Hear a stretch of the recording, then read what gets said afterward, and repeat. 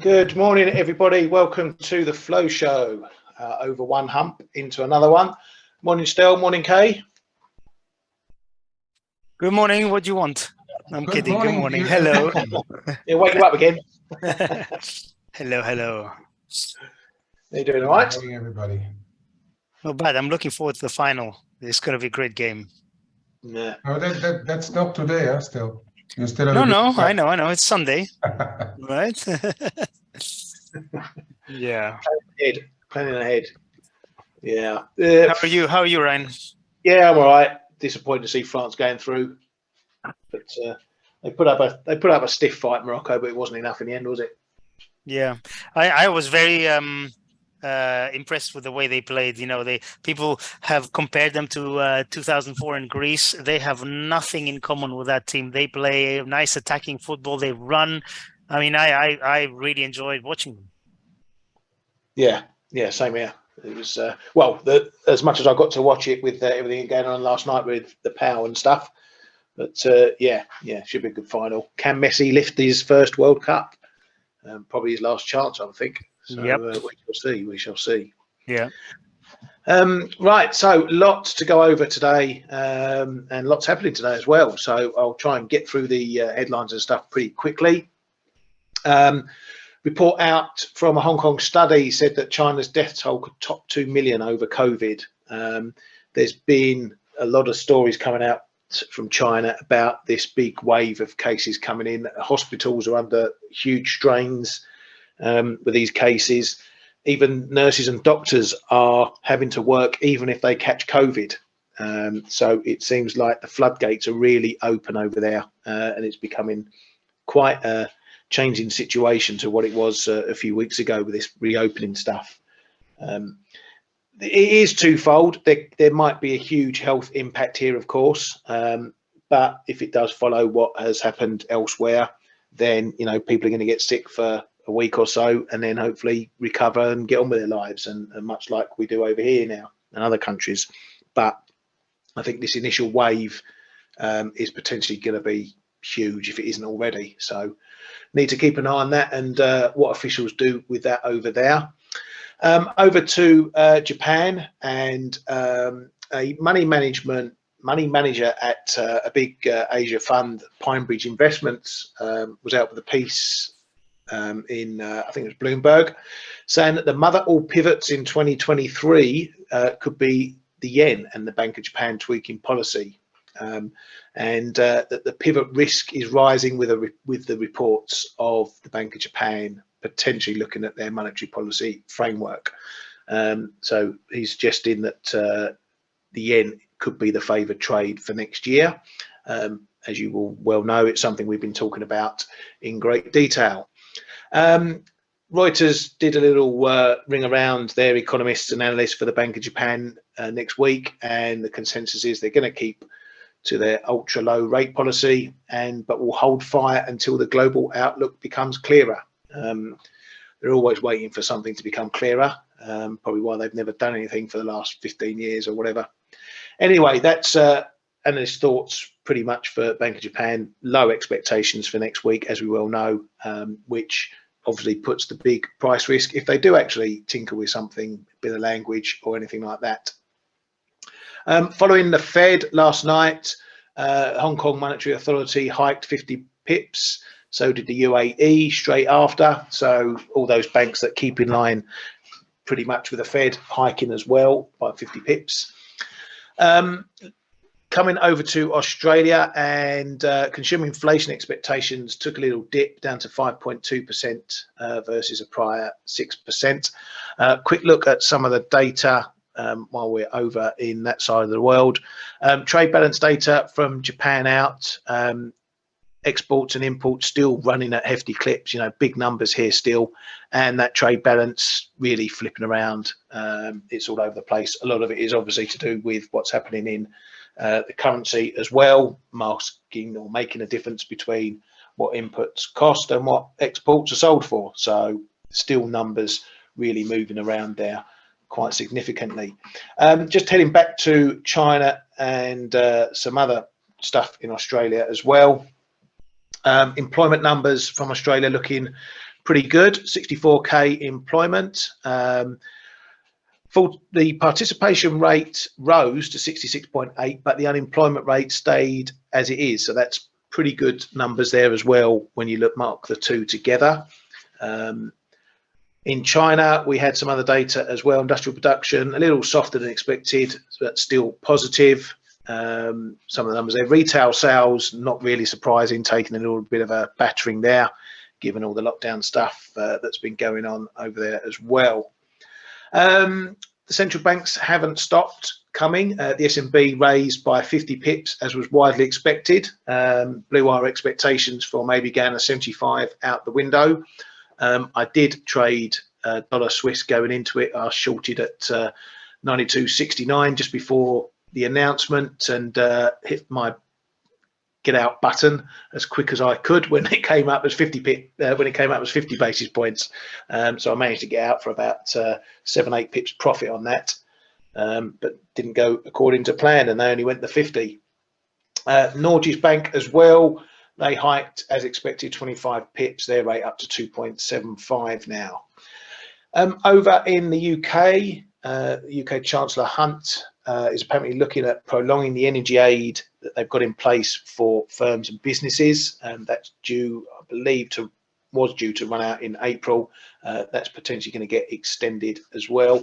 And PM Sunak is apparently looking at introducing some anti-strike laws, given the level of strikes we've got in public services, trains, NHS staff now looking to strike, postal services on strike, plenty of others. So now he's looking to maybe bring in some laws to try and stop that.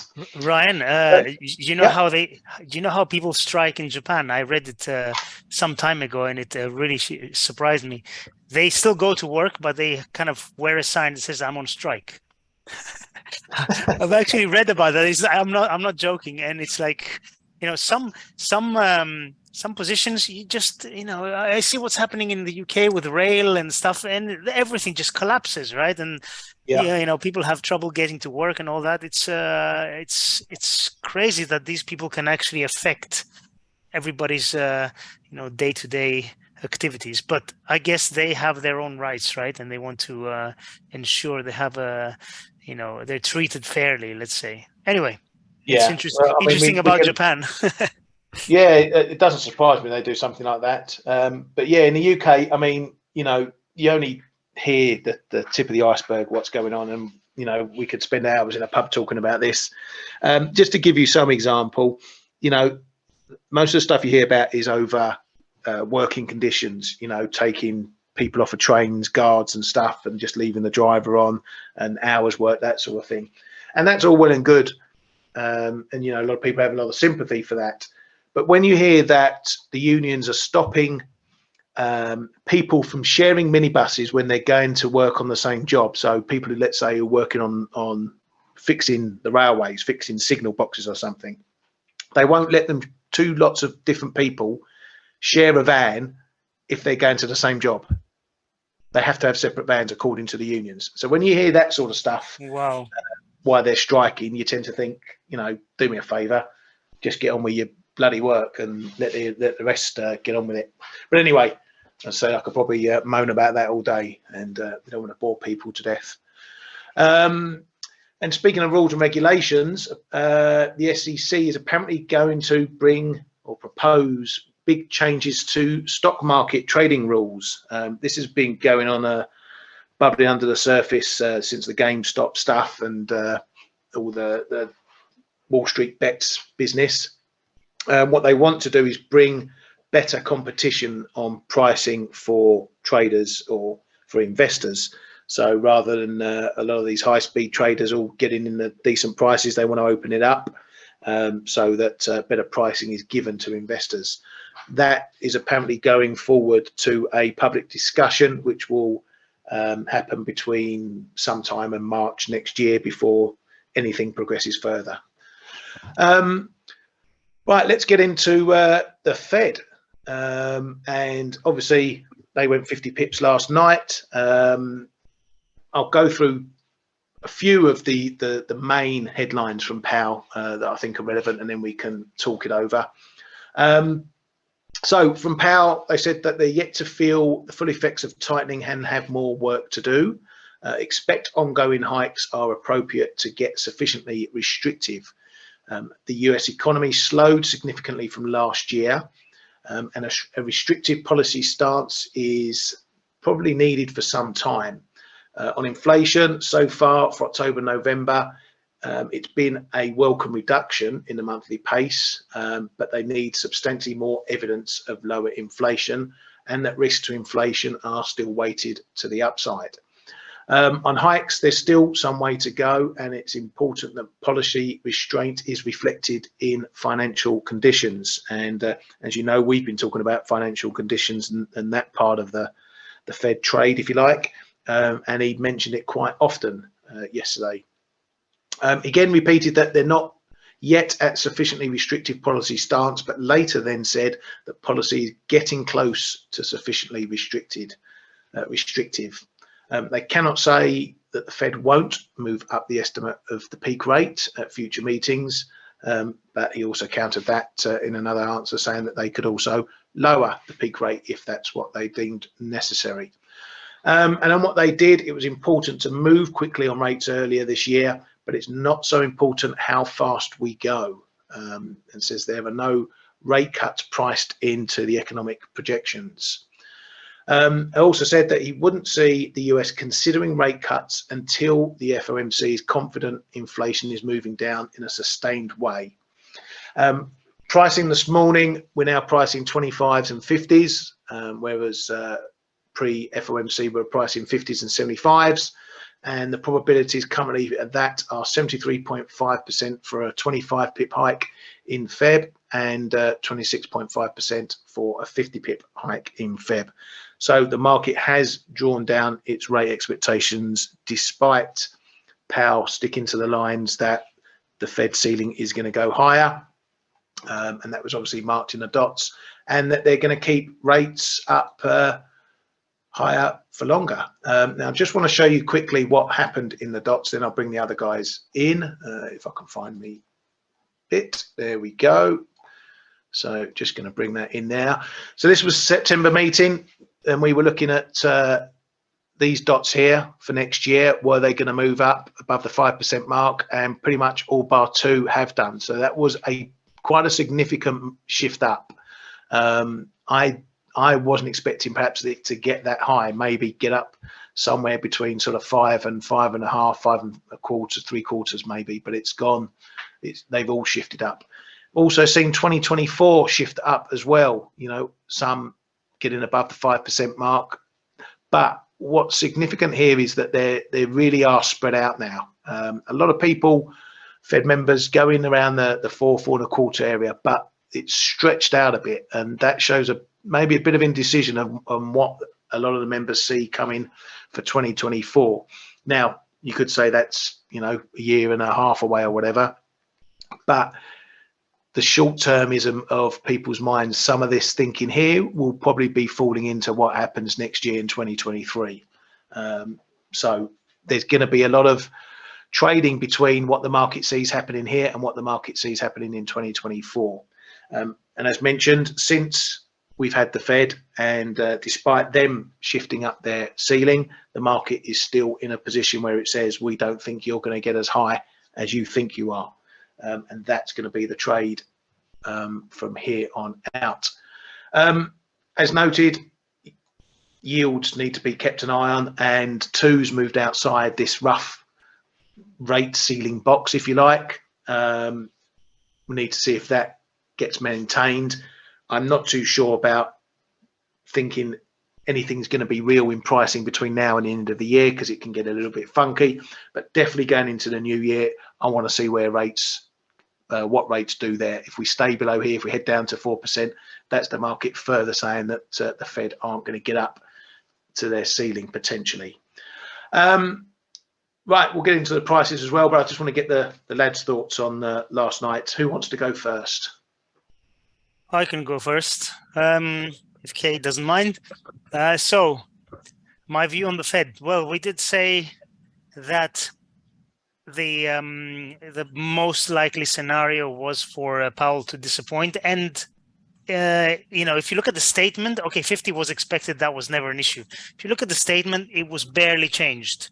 So anyone who thought that the recent trend in CPI going lower would translate into something being expressed, let's say, in the statement, they didn't get that. So in that respect, it was a disappointment. But and then on the presser again, there wasn't anything particularly dovish about Powell. Now, the interesting thing is that the way the markets are reacting is a bit strange, because we are seeing the expected risk off and dollar rally after that, but bonds are barely moving. So I guess the market is looking ahead, and they think that the pace of hikes is going to get reduced even further, so more 25s going forward, and the market's still pricing just under 5% as a terminal rate, and the dot plot, from what I saw, had slightly higher as a terminal rate. So overall, we're kind of, what the market's expecting and what the Fed are telling us are almost in line, but I still think the Fed is slightly more hawkish than the market expects. Now, this could all change, obviously. I think the next CPI print, the next couple of prints are going to be massively important. And I think the Fed is probably going to change, as I said, on the late first quarter 2023. I think they're going to change their tune quite drastically. But until then, the risk is still, I think, for equities to go lower, risk to get sold, not in a huge way, I don't think. But my takeaway from yesterday is that the Fed is not as dovish as the market expects, and that could continue for a little while longer. Just a little, not a lot, a little while longer. I don't know what Kay thinks, but that's my main takeaway, and we'll see how it goes. Yeah, thanks, mate. Hey, good morning, everybody. Morning, still, Ryan. I would like to start with something that Powell said, which goes against what I thought, is that the dots, okay, they might have been submitted before the CPI came out, but then he specifically said in the press conference that they can change the dots until the last minute. So that was something new to me, which points again at the fact that they are more hawkish than what the market is expecting. Because if they had the possibility, which we trust they had then, since Powell said it, if they had the possibility to change their dots after the CPI, they didn't, most likely, unless we would have seen more higher dots closer to or above 5, and then some exchange and lower, but at least the target rate was pretty close to expectations and slightly above 5%. So that was one thing that struck me. On the other hand, yeah, I agree. I mean, they just keep the line, right? Although he's going from meeting into meeting, he's going more data dependent. So yeah, I mean, the next CPI readings, the job report will be utmost important, of course. As for the market reaction, it's a bit like we said that could be the case, right? So you had the statement, the dots plot, the dot plots, dollars spiked just a little, and then once the market digested everything and the press started, the market reversed. And but now we are seeing a bit the opposite. And of course, we've got the rest of the central banks coming up, but it is a bit striking that after all, it seems like the market had to think twice or 3 times about what happened yesterday, and that now we are seeing the dollar a bit higher. If you look at stuff like dollar yen, for instance, I'm not going to talk too much about the euro and the cable, because we still got the ECB coming. But if you look at now that Norges Bank is over, dollar NOK is back into the 980s. It's dollar China for different reasons as well. But then stuff that was not really meant to correct a lot is as well. If you look at the Aussie dollar, the Kiwi, for instance. So the market is guessing, second guessing, third time guessing. I've got the impression that year-end flows are waiting for the whole lot of the central banks to be done, and then we are going to see possibly a different move unfolding once more. But to me personally, I think the reaction this morning may be the more important one, if you see what I mean. Well, whatever happened yesterday was a lot of algos putting stops through left, right, and center in everything, and perhaps the real market will stand up only today and into the weekend, perhaps. So yeah, I'm as people in the room know, I've been and I'm still a little bit, but I'm long dollar China, long dollar Nokia. I think you can be. You have to be selective now what you do and which currency you pick against the dollar to be either long or short. There's a risk or a chance or a risk, I don't know how people would express that ECB goes a bit more hawkish today, in which case I think it's going to be more euro crosses. Euro dollar is going to be affected, of course, but euro crosses could be higher. And we are seeing like euro yen is higher, euro Kiwi, for instance, is higher. So yeah, it's a bit of a twofold thing, but we have to say that Powell did confirm the higher for longer, right? By saying it's not in the plans to cut rates. And as far as for the rate hikes go, I think they are going. I don't know whether the next one is going to be 50 or 25, but I think I'm going to err on the 25 side from now, because that's going to give them a bit of room to maneuver. Because if they go 50 from here, then they are getting extremely close to the 5% already. So I think from here, personally, I think it's going to be rather 25s than a 50 in there. Yeah. Thanks, mate. I agree with that. I'm still not a dollar seller based on the FOMC. Let's put it that way. Yeah. One more thing to remember: the next Fed meeting is 2-day meeting is 31st January, 1st of February. So we have a month and a half until then, and a lot can happen until then.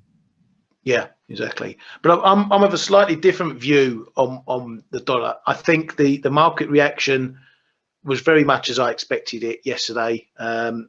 Powell being hawkish or being unhawkish or not dovish, whatever you want to call it.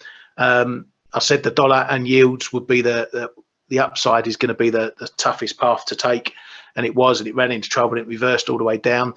It went exactly as I thought it would go, but this move this morning is surprising, and it is a lot of dollar involved in here. You know, you do your usual checks, look around the crosses. You know, you see dollar yen flying up. You look at the other yen crosses, and they're a mixed bag. So you tend to think it's not a yen side doing the job. You know, maybe thoughts about the Bank of Japan, but it doesn't seem like that. You look at yields, as shown here, the yields are looking a bit softer this morning.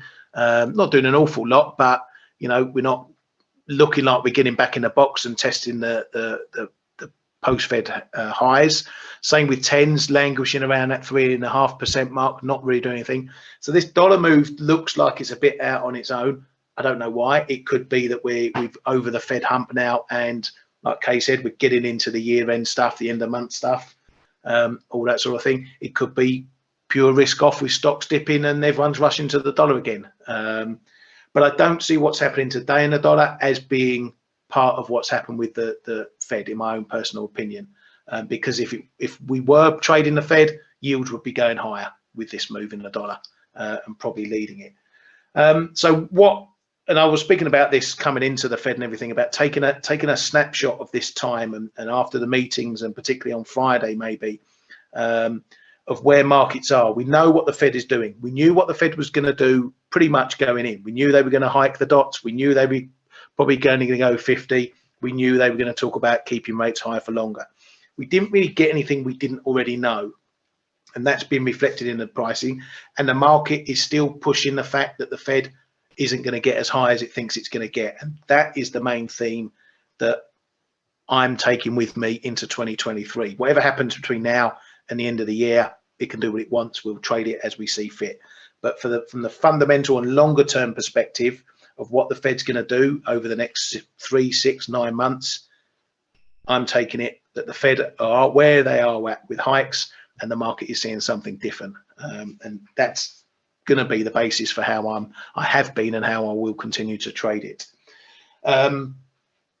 Just looking at a couple of questions there before we move on. Michael was asking, with a 50 BP hike by the BOE pretty much priced in, and with all the risk off mood, strong dollar, would you think we can get a tailwind for cable short, or is it too naive of me? I wouldn't say it's naive, mate. I think the BOE, as we've been saying all week, is potentially going to be a real big mess because we get these vote numbers. So we're expecting a hike of 50 basis points. That hike is expected to be 9-0 vote in favour, so no votes for unchanged and no votes for cuts. So there's always a risk there that we get something a bit dovish by maybe someone voting for unchanged or even a cut. I don't think we're going to get any cuts, but maybe someone thinks there's going to be an unchanged. That would be a negative for the pound. But then understanding how all the members voted, whether they voted for 50s, 75s, 25s, whatever, there is a big risk that there's a broad difference between those opinions. You know, if you get 8 of the 9 voting for a 50 pip hike and 1 votes for a 25, okay, that doesn't sound that dovish. But if you get only 5 people voting for a 50 and 4 vote or 3 vote for 25 and 1 voted for a 0 or 1 voted for a 75, it's going to bring a lot of confusion into what actually is going to happen with a BOE moving forward. Does it mean they're going to get hawkish, dovish, neutral, what? And I think that uncertainty is the risk, is the big risk for trading this one. So until we know exactly what's going on, I certainly am not looking to trade cable. It's going to be a dangerous one to trade, particularly with what's going on in the dollar right now. If I had to pick one way to look at it, we know the dollar's strong today. If you get something from the Bank of England that sends cable higher, you've got to ask the question then, is it going to keep its gains, or is it going to carry on joining in with the rest of the dollar move that's broadly happening? So keep an eye on what's happening in the dollar against all the other pairs like Aussie dollar, Euro dollar.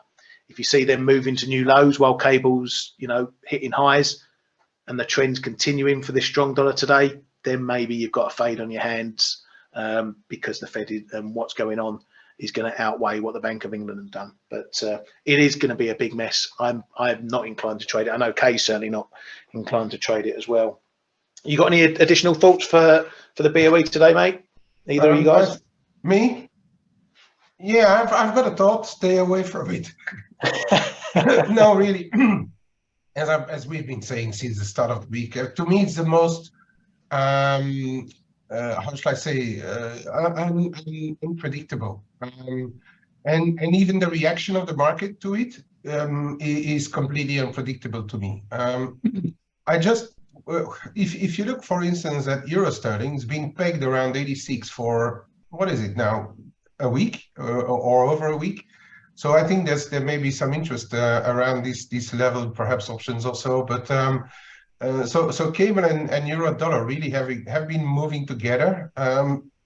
After both ECB and BOE, I expect somewhere to them to start to drift apart, but I have absolutely no clue in how the market will react to what BOE has to say. And as we've also been saying, and as I've been saying, is that we have various possible comments and possibilities here that the BOE will talk about. They may talk about the hardship. They always like to err on the dovish or cautious side, as we've seen. Usually Bailey is rather on the dovish side. Is specifically and especially on the messy side. It's actually a shame we don't have a BOE press conference, a Bailey press conference afterwards. Otherwise, it would be easy. You just sell sterling and close your eyes and buy it back once Bailey is done. But no, it's really it's the unreliable central bank meeting, I think. So the only thing I did is that just in case they really make a mess of it, I bought some downside. But that's even over the turn of the year. So that's not even. I just found the level starting to be interesting, so I bought some downside. No, for the rest, no. I'm not even planning to trade anything post BOE. No, thanks, mate. Thanks. I hope that answers your question there, Michael. Catherine saying that cost of borrowing money will not go down for the foreseeable future, and all the zombie companies doing business may not last. Markets will sell off hard, possibly before Christmas. That is a question indeed. I can't see anything happening this side of Christmas. It's only a week away. I can't see the 100 million companies going bust that quickly, but it's definitely something. I still feel that rate hikes are still not being fully felt in the market. It takes a good, 3, 6, maybe longer months before you really see what rate hikes are doing. You can see moving faster in things like mortgage data. Obviously, we saw, if you follow the NBA, we saw the mortgage rate, 30-year mortgage rate, rocketing all the way up to the 7s. Now it's been drifting off to the 6s, low 6s. It plays into this financial conditions thing that we've been speaking about. If the market is not seeing the Fed going as high as the Fed say they might do, then the whole world prices a lower rate for their businesses. So mortgages don't need to be shooting up to 7%. It has the effect of artificially easing for the Fed because they're not as hawkish in their pricing for their products. And that's why Powell mentioned it, that they are watching financial conditions. But yes, if financial conditions do tighten more and more, that puts pressure on firms with borrowing costs and stuff. If they don't, it's a little less pressure. It's still pressure, but a little less. But in answer to your question, Catherine, that could be something we'd be watching into the new year. Okay, so ECB as well. Lots going on. What are we expecting from the ECB? Again, I think there's a bit of a risk that they might go a bigger hike. Otherwise, we're looking at a 50 pip hike across the board. We know where the risk is. If they do go bigger, that'll be the bigger price risk. Lagarde has been more hawkish of late, so I'm expecting her to stick to those sort of lines. The ECB projections, which sources touted, may be going up above 2%, their magic 2% line for the more longer term, could be a big effect that's spoken about by Lagarde. So I'm going to expect her to maintain her hawkish slant. Doesn't mean she's going to start rolling out possibilities of 100 pip hikes or anything like that, but the continuation of doing what they need to do to get inflation under control is going to continue. For the euro, again, it's a case of what are we doing before we go into the meeting? We're going in with dollar strength, so euro on the slide. From here, if we get back under 106, we're potentially going back into the box and then maybe down to 105s pretty soon after. But if they are reasonably hawkish and we get a move up, 107's been our marker for the Fed. That's going to be our marker for the ECB. If we hold there and the dollar remains strong elsewhere, I'm potentially going to be thinking about a fade to see if it catches up with what's going on in the wider dollar market there. But as far as I'm concerned, it's going to be a 50 is likely, small risk of a 75, and Lagarde to carry on the message she has been. Guys, your thoughts as well, please. Well, on the euro, on the ECB? Anything you like, mate. Bank of England, as far as I'm concerned, I've been following them for years. Remember, I used to be a market maker in sterling rates. They will always take the opportunity to be dovish. So I don't think that's going to change. Today, we're pricing somewhere between, most likely 50, but there is a small chance of 75, right? I think 50 is going to be the one, and I think going forward they're going to take advantage of other central banks kind of reducing their pace to do the same. So overall, if in doubt, be dovish when it comes to the Bank of England. In my opinion, it's been working for decades, and the ECB is a different story. The ECB has been lagging in terms of inflation. Remember, the inflation started jumping in the US earlier. And the US is turning first. The Eurozone inflation is looking like it's going to be turning as well, but it hasn't. Again, it lags. So I'm a little bit confused, not confused, but I'm not as certain about what the ECB is going to do. But again, Lagarde has been dovish as well on pretty much every occasion, or almost every occasion. So I think this is a theme of pretty much all central banks going forward now. Things are turning, and they're going to be more dovish going forward, and they're going to be decreasing the pace of rate hikes. I think we're all going to be going to 25s very, very soon. I think the FOMC is going to be doing 25 next, and the Bank of England and the ECB and everything. So after today, I mean, so you know, central banks, they're looking for reasons to be dovish almost always, and I expect that to continue. So that's my 2 cents, probably worth 1 cent, but that's what I think. Cool, mate. Oh, and Kay, ECB, mate. Yeah, I think the possibility for a slightly more hawkish statement, or I wouldn't call Lagarde, but there's a possibility that they come over slightly more hawkish than what the market may expect or what they usually do. So that's a possibility.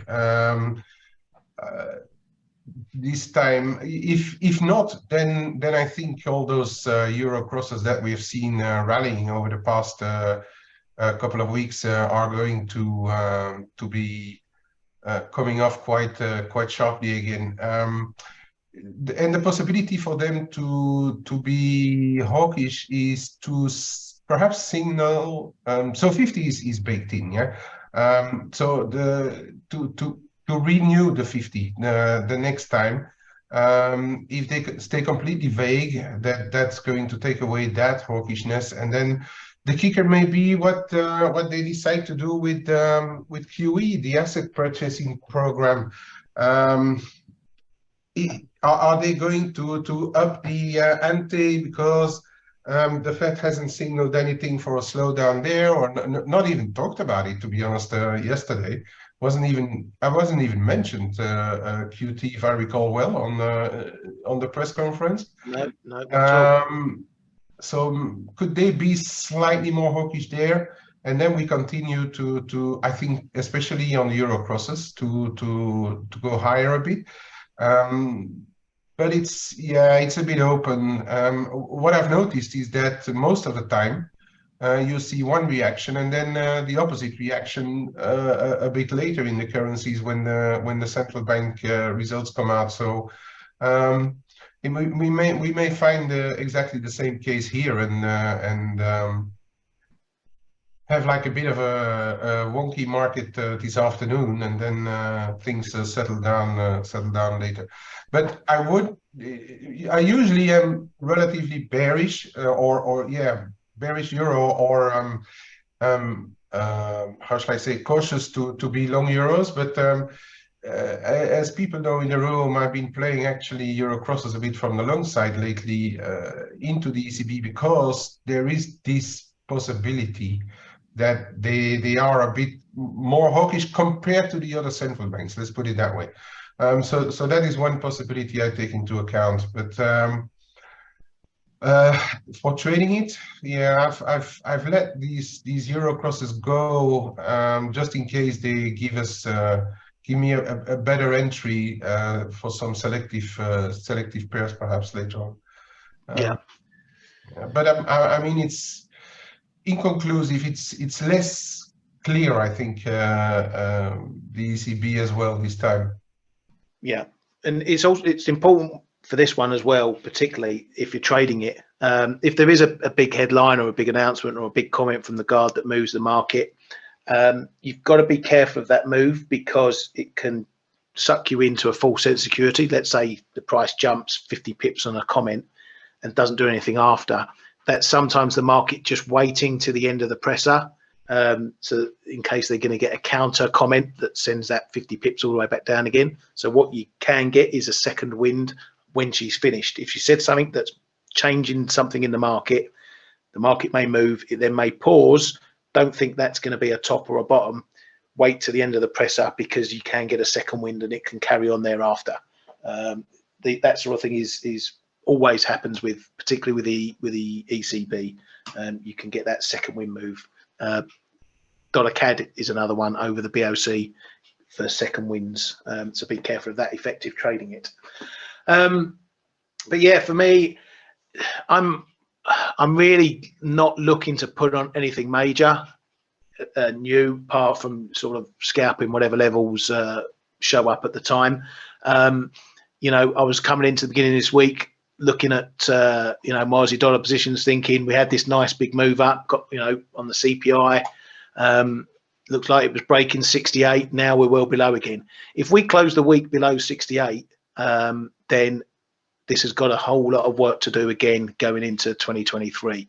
If we can close back above it, it's going to look fairly bullish for me. But this was my worry, that we finished the week not up here above 68, but down below. And at the moment, it's not looking too good. We're moving through the supports, moving through this minor trend line here, just showing the trend. If we can't hold this, maybe we're going to have a look back down at this 66, 60, 80 area once again. That may be where the lines get drawn in the sand. But we're going into year end. For me, all bets are off. I've seen some strange moves. I've seen some big moves that come out of nowhere. So we've pretty much undone the CPI rally at the moment. And what has really changed? Not a lot. CPI is where it is. The Fed's where it is. And we've just been on a nice little mooch around the levels. The same goes for other pairs. Dollar yen, I added a little bit. I've got a bit of a short still from 136.66 that I had on the other day that I took some profit on. I did add last night a bit more, keeping it very small though, in the 135s.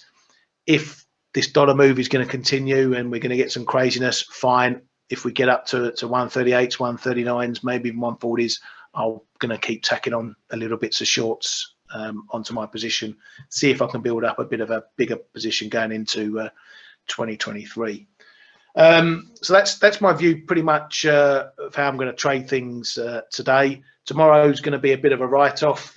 Me, the K-Man, and a couple of others are going to meet up for lunch. So we're going to be doing a flow show and then buggering off. So I'm not going to be doing much trading tomorrow. But there's plenty to be done today. So we're going to keep an eye on the levels. Kay, do you want to have a look at anything in particular, or Stel? Don't think we've seen any of your charts this week. Yeah, I can have a look, but if Stelios wants to show something, I'm open to anything. I just wanted to Stelios, do you want to show stuff? I'll how about I do that tomorrow? What do you think?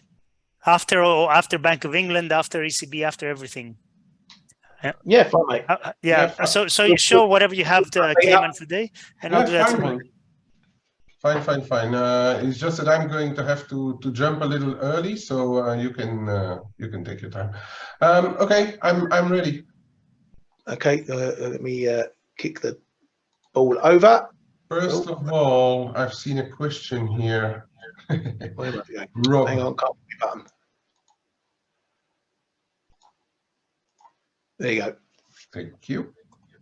All right. First, I take Rob's question. Why? I mean, any comment on 15.64? That's quite precise, actually. Move in the Kiwi CAD.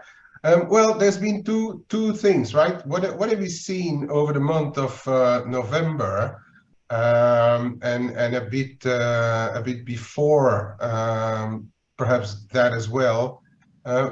There's been some development. And if you look at the November move in this,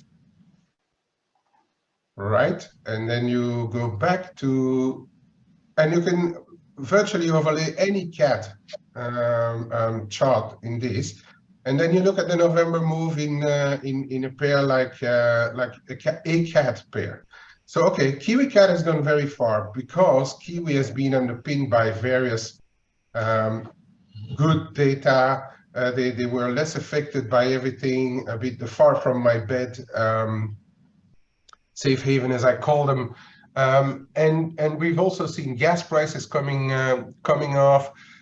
So there's been a lot of stuff playing for Kiwi over the past month, and against the CAT. And now, if you look at this, we are trying to break out of this channel, right? So things may look a little less positive for the Kiwi, and that's also something that I'm trying to trade, not specifically in the Kiwi CAT, but in other pairs.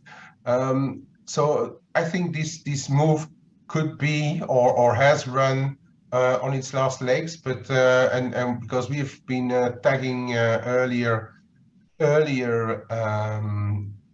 levels, and as we can see, we just undone the whole move from March into October has been undone in 1 month. So the explanation on the fundamental side is relatively simple, I would say. Now, I had another one here. Yeah, this one. So this I'm playing or trying at least to play this break. I'm cautious now against the ahead of the ECB. So I've let most of it go. Actually, everything go for now in the Euro Kiwi. But if ECB gives me an opportunity to get back in towards mid 165, I'll likely take this opportunity in the Euro Kiwi, because I think there's stuff changing for the Kiwi. And that's actually another question on the strong Kiwi data. They were stronger than what was expected, or indeed, but don't forget, Charlie, those are Q3 data, and we are nearly at the end of Q4. In between, we've already had quite a bit of other news and expectations that this higher trend in New Zealand data is about to reverse. There's also quite a few issues going on in Kiwiland right now. So I'm not excluding a kind of a Christmas hold for the Kiwi, but I'm starting to think Kiwi has perhaps ran as far as it can for the time being. Of course, price action will show us. But if you also look at the Kiwi dollar, for instance, we are starting to break back supports. Of course, the dollar is a driver, but we're starting to break a few technical supports as well. Keep an eye on this level actually here in the Kiwi dollar for this afternoon. But I wouldn't exclude a move back into the lower end of the 63s. Also, the other pair, this one, the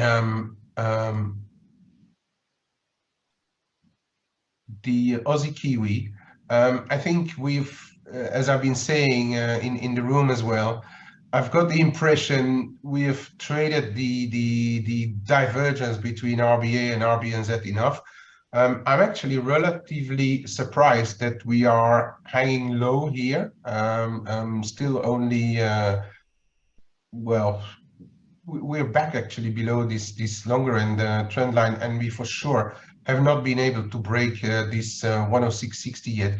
I thought we would be a little higher already today because of those very nice Australian employment data. So this is one which is firmly on my radar. I think there's a big support zone here, anywhere between 105.25 and 105.5. This is one that I'm looking at. And then Oh yeah, I had a special request from Michael in our room on the Euromex, and Euromex is really, as I was already saying yesterday in our room as well, this is firmly on my radar now because we have the combination of the ECB and the Banxico today, and this could really be on the move after this. So the uncertainty around the ECB is telling me to still be cautious, but we are getting into levels around this 21.10 to 21.25, which could be very interesting for this pair. Banxico is the other risk because they've already said that they may start to slow down, and since the Fed slowed down, they may slow down as well this evening and give a hint at further slowdown. So for the time being, I'm still being very cautious on this one. But if I get the confirmation today, and hopefully we are going to test this 21.10, 21.25 zone. If I get the confirmation that it's a top, because it's also been a traffic zone in the past, I'm going to start to leg into this one again. But I really want to see what both central banks have to tell me today. If we're starting to get below, let's say 85.90 and get a close below there, I think the party may be over, especially if we confirm back through 2070 where the 200 DMA lies. I think then we could be starting a fresh leg lower. But I really want to look at the combination of both. Yeah, as already shown, not this one. Ryan spoke about on the daily about this 38.2. Where is it? This one, 38.2 at 68.75 on the Aussie. There was this the 200 DMA, which is still hanging around 69 the figure. And if we look closer, I showed a few trend lines, a few channels, and this really capped yesterday post FOMC, and now this zone is going to be really tough. I think in the Aussie, it's going to need some really good Aussie data to break this one, in my opinion. So the risk for me is that we are at least going for a little retest of the channel here at 67.15, depending on how the US trades the dollar this afternoon. Kiwi already shown it. We are in a bit of a similar pattern there. The metals then, that's been a quite a big slap overnight, and I think the reason for the slap, especially in silver, gold went the same way, but I think one of the reasons for this slap is the weak data out of China. Since silver especially is an industrial metal, it's a bit of an uncertainty what's going to happen with it here. To me, as people know, I sold a little bit of my long terms out around this level, and I've been trying to be patient. I'm lurking at it. I'd love to see at least a retest of 22.75 in silver. Why not even low 22s to start to leg in again? Hopefully, the US is going to give it to me later, so I can re-enter again, because my long-term view hasn't changed. I still want to be long of these.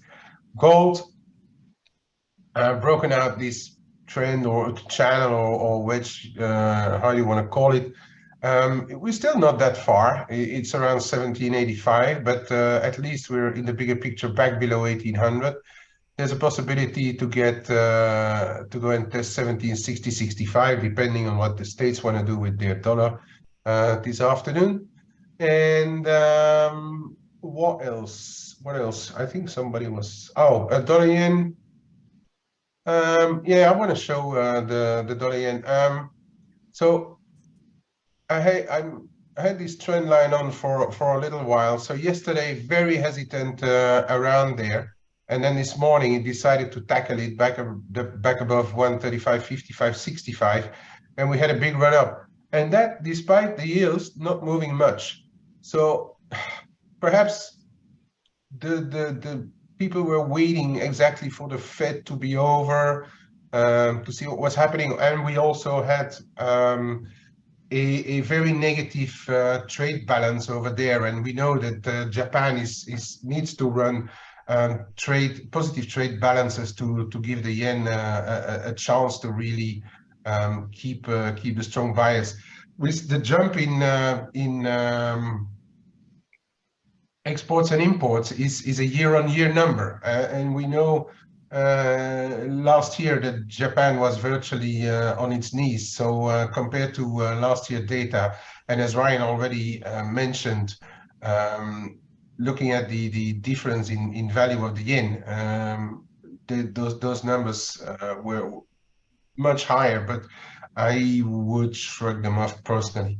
So for me, have a look at what's happening around 137. If we get there, 90-figure dollar yen, and if that breaks later on today, why not have a revisit of those of this 137 90-figure, which is really the level right now to me. If dollar yen continues to go higher, to watch out for. If 138 goes, then there's a risk we are going back to 140 perhaps. I'm not going to spend much more time. Euro yen quickie, it's broken here, been on the long side of it, now erring on the cautious side of it, because we haven't broken yet above the prior high. But if we start to tackle 145, 50, 65, I think this could have a bit more legs. Got a fragile trend line coming in around 150.46 and a quarter, but that if the ECB is hawkish, might not be enough. But we will see on the ECB. Anyway, in any case, if we see move back lower, to me, it has to hold around 144.5 to keep on going. And that is about it for me, Ryan. Unless somebody wants to have a look on something else. Oh, dollar Noki, yes, one of my favorites as well. Yeah, so people know in the room that I've been a bit long on this. I've let it go after the Norges Bank. Also had a nice spike, and it came close to a bit of resistance here. But my main bias is still to be long of this for as long as we hold 970. If this gives back, or if it gives way below 970, I think it's bad news for the dollar Norway. Okay, and keep a close eye on the oils, Brent, as well, because it's going to be a factor, especially into the year end, because there still might be some companies needing some Norwegian kroner for the tax payments. But on the other hand, Norges Bank is selling Norwegian kroner every day. So to me, that keeps me still in the more bullish camp on the dollar Norway for as long as we hold really the 970 line. I think over time, or perhaps into year end, if the dollar keeps well, right, we can get perhaps back a bit closer to the 10 level. And that is it for me, Mr. Ryan. Thank you very much, Kate. Just before we finish off, it's worth noting that we have got a huge chunk of data coming out from the US today as well. Jobless claims, Empire State, which is the first look at the manufacturing data for the month. I don't know what my page Philly Fed, retail sales, Philly Fed as well. Industrial production later. Yeah. So there's plenty of data coming out just before Lagarde starts her presser. We'll obviously know the details of the announcement, but then she has her presser 15 minutes later than all this data. So keep an eye on that. The data could be a big switcheroonie for the dollar. What we're seeing today, what that data comes out as. So keep an eye on that there. And just to finish off, as always, 3 PM, Brian. What's that, mate? I see you at 3 PM. I'm taking 3 hours off and come back when the dust settles. Yeah. So yeah, I didn't share my screen again. There you go. There's all the data that's coming up. Empire, Philly, jobless, you name it, retail sales, all in the mix there. Again, just to before we close off, don't forget we are running our traders funding program. I've dropped a little link in there. If you want to upscale your trading, trade our money, come and have a look at that. You need to pass the assessment. There's different sizes of accounts from 25,000 up to 1 million. Check the details out on that link there. And also, if you want to come and join us in the chat room, a good time to do so with all these Fed meetings going on. You can do so there. Come via this link at forexflow.live and you can take the 20% discount, that exclusive discount that we have on offer there too. And so until tomorrow, good people, enjoy your day. Stay safe over the Bank of England and ECB and all the rest of it. And we'll find out what's happened tomorrow. Thank you very much, everyone. Trade safe. Thank you, Stel. Thank you, Kay. Thank you. Take care. Hey traders, this is Blake Morrow with ForexAnalytix. Thanks for stopping by our YouTube channel. Don't forget to like these videos, share them, and subscribe to our channel so you don't miss any of the content that we provide here for free. Thanks for stopping by. I'll see you in the next video.